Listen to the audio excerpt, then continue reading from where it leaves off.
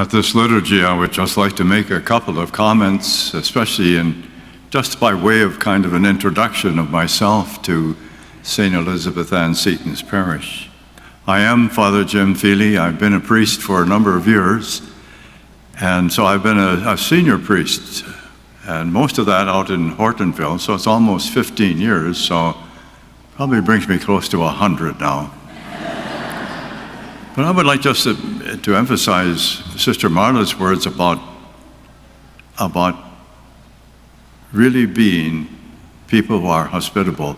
And actually, I don't know, I'm sure there's always room for improvement, but just standing in the areaway, the breezeway and so on this morning and receiving all those words of welcome from you has been already a great welcoming.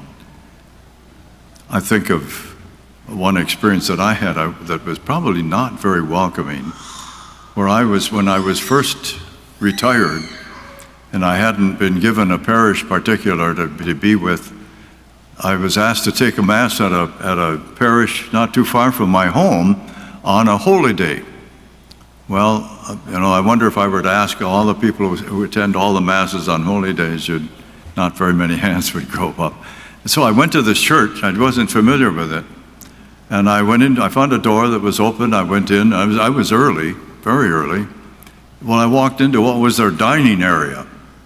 But then I walked through that and found another door that I walked into the church.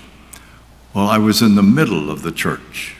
There were pews to my left, and in the last two pews, there were about 6 or 8 people. They had come early so that they could get the best seats in the house. And then I looked to my right, and there were more pews, and then up beyond them, the altar, finally the altar. So the last pews and the altar. So I figured, well, maybe the sacristy, the place where I need to get my vestments on, is somewhere off the altar. So I went that way. Now I went this room, no, that's not it. I went to the other room on the other side, no, that was it.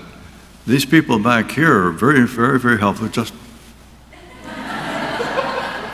so I found a door that went outside, and I got outside. I didn't leave, but I went around and I found another door that led to the sacristy.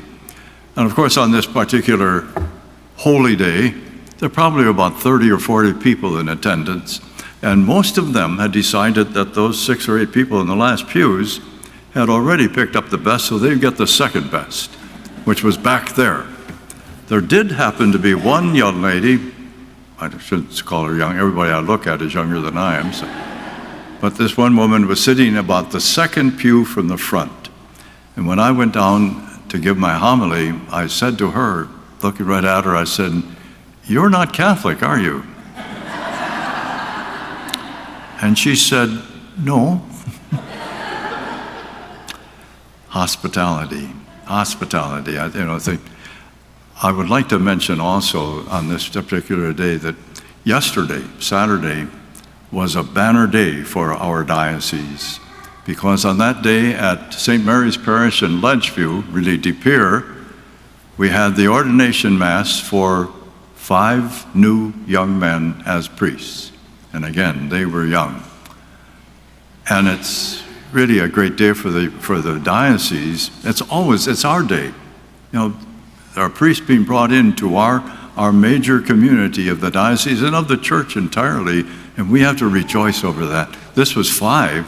It's been a long time since we've had that many priests ordained on any one day. So we have to be grateful for that. But they are being given the power of the priesthood, which is the power of Jesus Christ. But it doesn't stop with the priests. I think that maybe when you go home today, that you would spend a little time on today's gospel.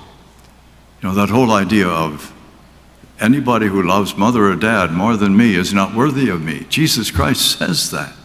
Do you ever think about that? And how about your youngsters or your grandchildren? What are you going to tell them when it says, anyone who loves your grandmother and grandfather more than me is not worthy of me? And it all is really about hospitality.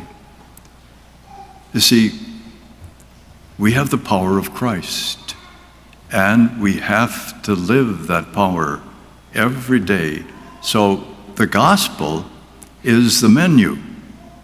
It's the fare that we need to consume in order to have that power and to fulfill it.